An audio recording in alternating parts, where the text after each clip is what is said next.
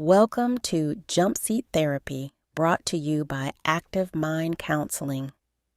Jumpseat Therapy is a mindfulness program designed for flight attendants and other airline professionals to help recognize and navigate burnout while rediscovering your passion for flying.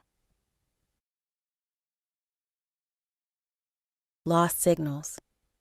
This module is all about communication and interpersonal effectiveness. The exercises in this module will help you to be able to advocate your needs effectively, shape behavior, keep it cool during conflict, and become a better listener. We are cleared for departure.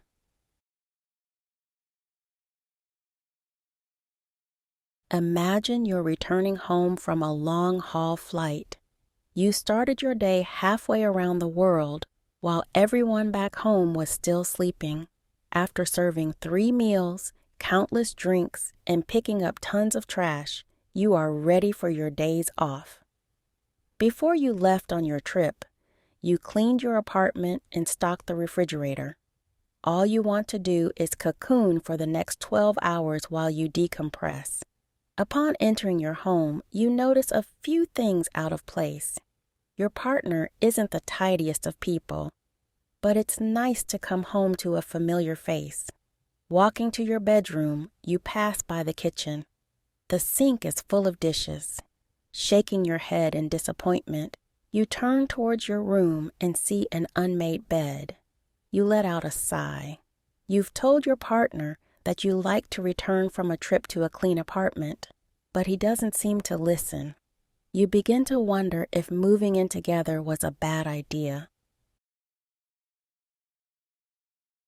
Effective communication is the foundation of successful interactions, fostering understanding and collaboration while minimizing misunderstandings. Clear and concise communication empowers individuals to express ideas, share feedback, and navigate challenges confidently, creating a supportive environment where ideas flourish and relationships thrive. Let's start by discussing social signaling or nonverbal communication. Imagine you arrived at your layover hotel. After putting down your luggage, you decide to take a shower to freshen up after a long day of flying. As the shower runs, you realize the drain is backed up. You try calling the front desk, but no one is picking up. Realizing you would rather just have a new room, you decide to pack everything up and request a new room in person. At the front desk, you notice 4 associates. Which associate would you approach?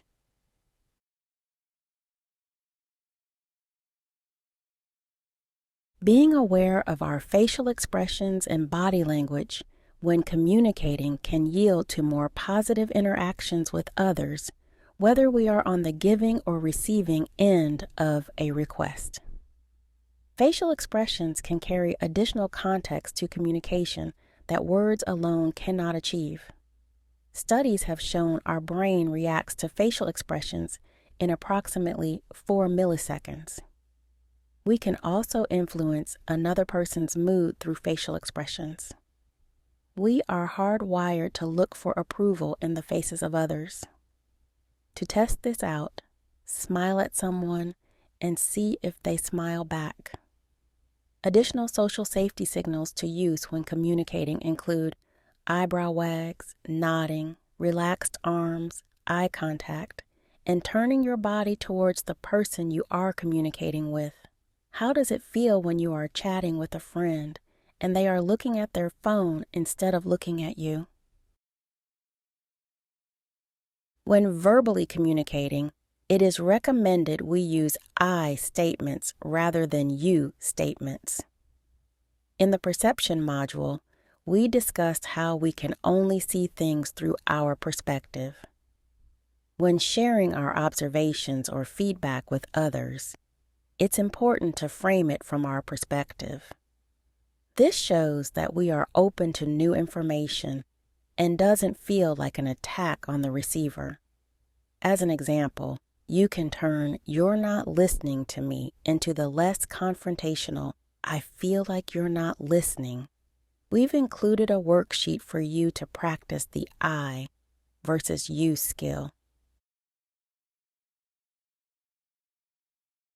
Another way you can effectively communicate is to establish what you want from an interaction ahead of time. Entering a conversation with our goals in mind can keep us focused on what's important to us and prevent us from getting lost in distractions, tangents, or side quests. Some questions to consider. What are the results I'm looking to achieve? How do I want the other person to feel about me?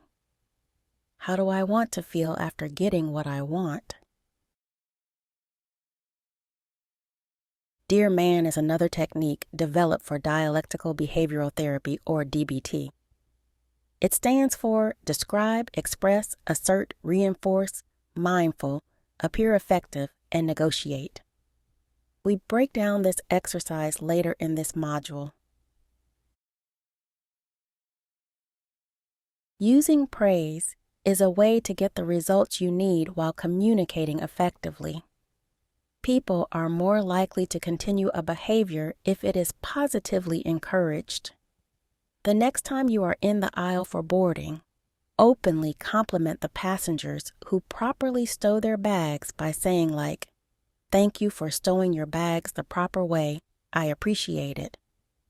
Other passengers within earshot may feel compelled to copy that person's behavior because it received praise.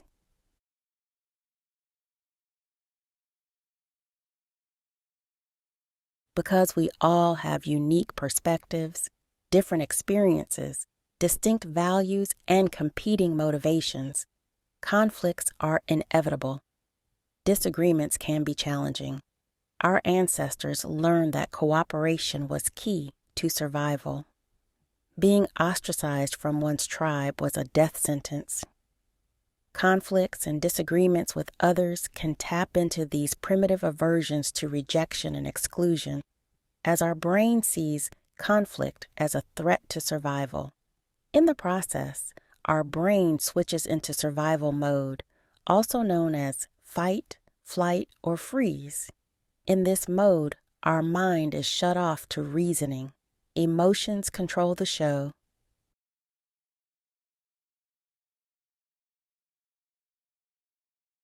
Being the social animals that we are, it is easy for others to also switch into survival mode when around someone in that state. If we feel we are not understood while in distress, we may get louder or engage in more extreme behavior to get our point across or to get others to join us. Social media is full of videos where simple situations escalate quickly into loud disagreements because someone didn't feel heard. It is important to be mindful of this human process when interacting with those in distressed states. It is very easy to join them by matching their emotions or aggression. Remember that these people are in survival mode, and they need to be brought back to a safe space before reasoning can happen. In the next module, we will examine distress tolerance techniques that you can model for others. For the purposes of effective communication, when we verbally reflect the core emotion behind distress communication, we let the other person know they are heard. Being heard minimizes feelings of rejection, which bring the person out of survival mode. We've included a more detailed look at reflections later in this module. Finally, when communicating, it's best to say what we mean. Would you rather take a direct flight or make a connection? Just like a direct flight will get you to your destination faster than connecting, direct communication can help you achieve your goals faster. However, indirect communication is often chosen as it can be perceived as more polite. In many cases, this is true. Flight attendants are experts at calibrating communication through situational awareness. However, there are times we may misuse indirect communication to avoid responsibility, hide intentions, and disguise demands in a way that escalates the situation. The expression, "don't shoot the messenger," comes to mind.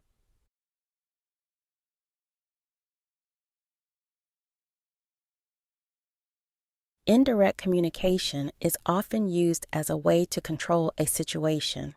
However, it can also be used to shame others. One example is asking a question you already know the answer to.